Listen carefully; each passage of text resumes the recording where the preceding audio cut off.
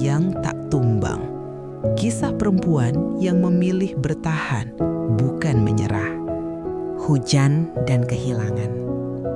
Hujan sore itu tak kunjung reda, seolah langit ikut berduka. Di usia 35 tahun, Maya kehilangan suaminya, Rudy, dalam kecelakaan kerja. Tak ada warisan, tak ada asuransi. Yang tersisa hanyalah utang kontrakan, sepeda motor tua, dan seorang anak kecil bernama Sari. Sari menangis, memeluk ibunya erat-erat. "Ibu, ayah kemana? Ayah kan janji mau ajak Sari ke taman." Maya tak bisa menjawab. Air matanya bercampur hujan. Dunia terasa runtuh. Tapi di pelukan anaknya, ia tahu ia tak boleh ikut runtuh. Bangkit dari abu.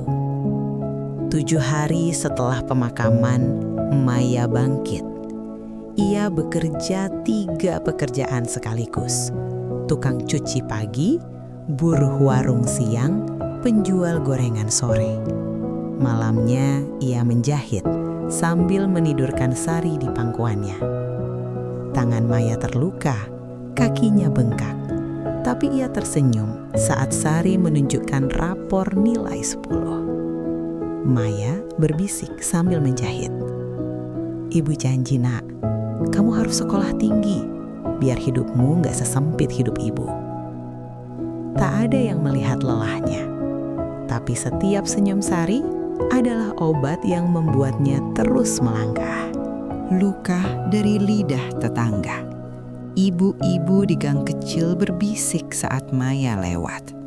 Anak-anak dilarang main ke rumahnya. Tapi perjuangan Maya tak hanya melawan kemiskinan, tapi juga fitnah. Suara tetangga dalam bayangan. "Janda muda, cantik, kok nggak nikah-nikah? Jangan-jangan aku lihat dia naik motor bareng laki-laki loh yang punya warung." Padahal Pak Joko pemilik warung hanya membantunya mengantar pesanan. Tapi dunia tak peduli pada niat baik. Dunia suka menghakimi dari jauh. Malam hari, Maya bersujud di lantai. Air mata jatuh. Maya berdoa lirih. "Ya Tuhan, jika memang harus aku tanggung semua ini sendirian, kuatkan aku. Tapi lindungi Sari dari cemooh dunia." Harapan yang tumbuh. Sari, kini remaja, menerima surat dari universitas. Maya membaca surat itu, lalu menangis diam-diam. Waktu berlalu, Sari tumbuh jadi gadis cerdas. Ia mendapat beasiswa kuliah kedokteran di kota besar. Maya melepas cincin kawinnya, satu-satunya kenangan pernikahan, dan menjualnya. Tapi biaya hidup di kota tetap berat. Maya rela menjual cincin emas pemberian Rudy dan mulai belajar jualan kue online lewat HP bekas.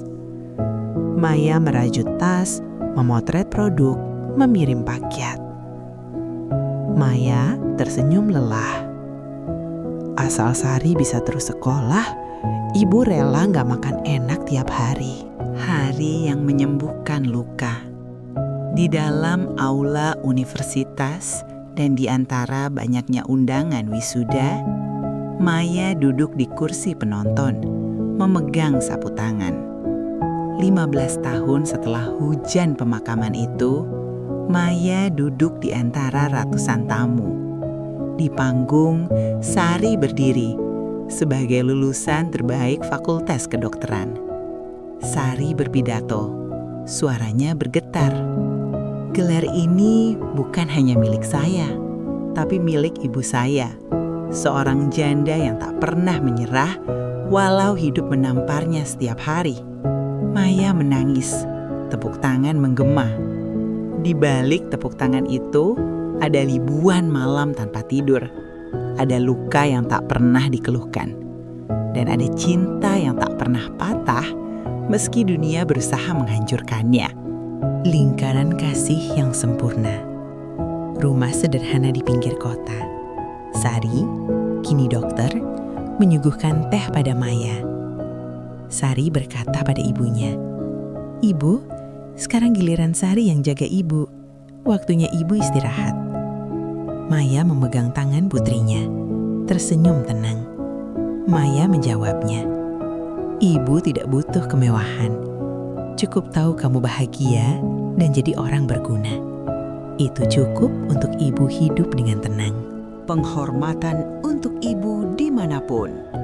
Pengorbanan seorang ibu tak pernah dicatat dalam buku sejarah. Tapi di hati anaknya, ia adalah pahlawan tanpa medali, ranting yang tak pernah patah, akar yang tetap menopang meski badai datang bertubi-tubi. Hargailah ibumu, karena di balik setiap kesuksesan anak ada ribuan malam di mana ia memilih bertahan, bukan menyerah. Kisah nyata seorang janda muda yang kehilangan suami, ditinggal dunia, difitnah tetangga, tapi tetap bertahan demi anak semata wayangnya. Tak ada jalan pintas, tak ada keajaiban, hanya kerja keras, doa, dan cinta yang tak pernah menyerah. 15 tahun kemudian, anaknya menjadi dokter dan lulusan terbaik. Tapi kemenangan sejati bukan di panggung wisuda, tapi di setiap malam ketika sang ibu memilih bangkit, bukan menangis. Untukmu yang sedang lelah, jangan menyerah. Untukmu yang punya ibu, peluk dia hari ini. Subscribe untuk kisah-kisah inspiratif tentang ketangguhan, keluarga, dan cinta yang tak terlihat.